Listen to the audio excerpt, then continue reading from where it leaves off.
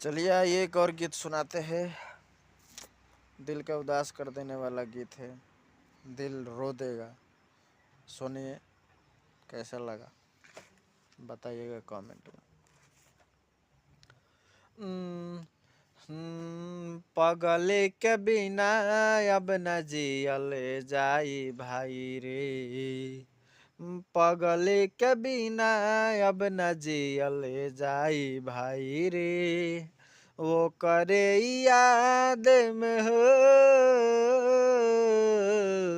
वो करे याद में जहर पियल जाई भाई रे। पगले के बिना अब न जियल जाई भाई रे। पगले के बिना अब न जियल जाई भाई रे।